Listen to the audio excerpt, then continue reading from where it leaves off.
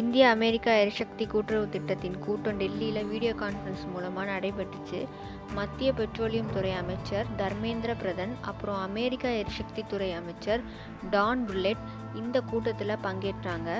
இதை பற்றி மத்திய பெட்ரோலியம் துறை அமைச்சர் பிரதான் அவர்கள் என்ன சொல்லியிருக்காருன்னா, பெட்ரோலிய வளம் தொடர்பாக திட்டங்களை இணைந்து மேற்கொள்ளலாம் என அமெரிக்கா அழைப்பு விடுத்தாங்க. இரு நாடுகளுக்கிடையே பெட்ரோலிய வளம் சார்ந்த திட்டங்களை செயல்படுத்துவதற்காக ஒப்பந்தம் கையெழுத்தாகியுள்ளது. அப்புறம் அமெரிக்கா கச்சா எண்ணெய் தேக்கி வைப்பது தொடர்பாக பேச்சு நடைபெற்று வருகிறது. இதன் மூலம் இந்தியாவின் கச்சா எண்ணெய் கையிருப்பு அதிகரிக்க முடியும்னு அவர் சொல்லியிருக்காரு. இந்தியா சீனா இடையில லடாக் எல்லையில் கடந்த 2 மாதத்திற்கு மேலே மோதல் நிலை வருது. ஜூலை 5ஆம் தேதி நடந்த பேச்சுவார்த்தைக்கு பின் லடாக் எல்லையில் நிறைய இடங்கள்ல இருந்து சீனா 2 கிலோமீட்டர் தூரத்திற்கு பின்வாங்கியது. இந்த நிலையில் இந்திய விமானப்படை ரஃபேல் விமானங்களை களமிறக்க முடிவெடுத்திருக்கு. இதற்காக ஒரு கூட்டம் ஒன்று இந்த வீக் நடக்க உள்ளது. இதில் விமானப்படை சார்பாக இந்த ஆலோசனை கூட்டம் நடக்க உள்ளது. இந்த ஆலோசனையில் முக்கியமாக 3 விஷயங்கள் பேச உள்ளாங்க. என்னென்னா, எல்லையில் எப்படி வான்வெளி பாதுகாப்பு அதிகரிப்பது குறித்தும், புதிய போர் விமானங்கள் மூலம் எப்படி ரோந்து பணிகளை மேற்கொள்வதும் குறித்தும், மிராஜ் 2000, சுகாய் 30, MKI ஆகிய விமானங்களை எல்லாம் எந்த இடத்துல ரோந்து பணியில் ஈடுபடுத்தலாம் என்று ஆலோசனை செல்ல இருக்காங்க. பிரான்சிடமிருந்து 36 ரஃபேல் விமானங்களை இந்தியா வாங்க உள்ளது. இதை மதிப்பு பார்த்தீங்கன்னா 60,000 கோடி இருக்கும் என்கிறார்கள். இதில் இந்தியா 12 விமானங்கள் வரை வாங்கும். மிச்சம் விமானங்களை இந்தியாவே உற்பத்தி செய்யும். அமெரிக்கா இப்போ அதிபர் தேர்தலுக்காக ரொம்ப தீவிரமாக தயாராகி கொண்டிருக்கு.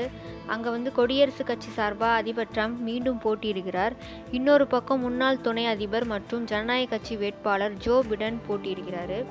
அமெரிக்க அதிபர் தேர்தலில் இந்தியர்களின் வாக்குகளை கவர்வது ரொம்ப மிக முக்கியமான ஒன்று. அதுவும் டெக்சன்ஸ் மாகாணத்தில் இருக்கும் இந்தியர்களின் வாக்குகள் பெறுவது மிகவும் முக்கியமான விஷயம். இந்தியர்களின் வாக்குகளை கவரும் வகையில் இந்தியாவிற்கு மிகப்பெரிய உதவி ஒன்றை பிடன் செய்ய இருக்கிறார். அதாவது என்னன்னா, ஐநாவின் பாதுகாப்பு கவுன்சிலிருந்து இந்தியாவிற்கு நிரந்தர இடத்தை கொடுக்க பிடன் உதவி செய்ய போகிறார் என்று கூறுகிறார்கள். என்ன உதவினா, ஐநா பாதுகாப்பு கவுன்சிலில் அடுத்த 2 இயர்ஸ்க்கு இந்தியா இதில் உறுப்பினராக இருக்கும். ஆனால் இந்தியா இதில் நிரந்தர உறுப்பினர் கிடையாது. இந்தியா நிரந்தர உறுப்பினர் ஆவதை சீனா தடுத்துட்டு இருக்கு. சீனா விட்டோஸ் அதிகாரத்தை பயன்படுத்தி இந்த செயலை செய்துட்டு வருது. இந்த நிலை சீனாவிற்கு எதிராக செயல்பட்டு இந்தியாவிற்கு ஐநா குழுவில் பிடன் நிரந்தர உறுப்பினர் பொறுப்பை பெற்று தருவார் சொல்லி எல்லாம் கூறுறாங்க. இதை குறித்து இன்னும் பிடன் அதிகாரப்பூர்வமாக இன்னும் அறிவிப்பு வெளியிடலை. ஆனால் விரைவில் இதை பற்றி பேசுவார்னு சொல்கிறாங்க.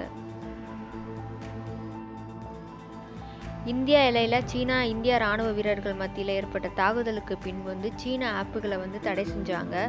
அது மட்டும் இல்லாமல் சீனா பொருட்கள் யாரும் வாங்கக்கூடாதுன்னு கடுமையாக எதிர்ப்பு தெரிவித்தாங்க. இந்த நிலையில் மீண்டும் சந்தை வர்த்தகத்திற்கு வர மீ, விவோ, ஹையர், ஓப்போ மற்றும் OnePlus போன்ற நிறுவனங்கள் புதிய திட்டம் திட்டுறாங்க.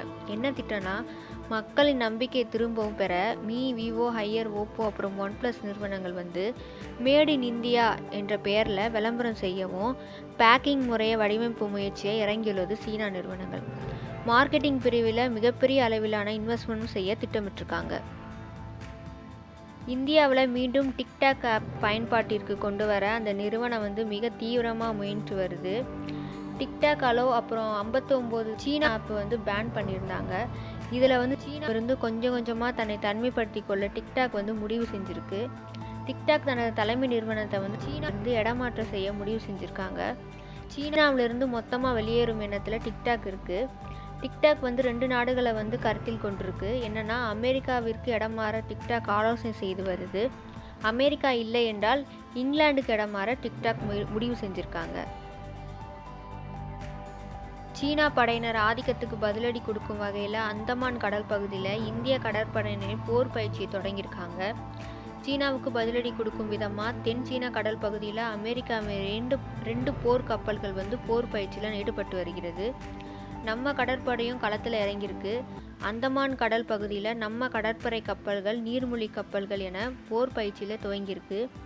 இந்திய பெருங்கடல் பகுதியை பாதுகாக்க உறுதி செய்யும் விதமாக இந்த போர் பயிற்சி துவங்கியிருக்குன்னு சொல்லியிருக்காங்க.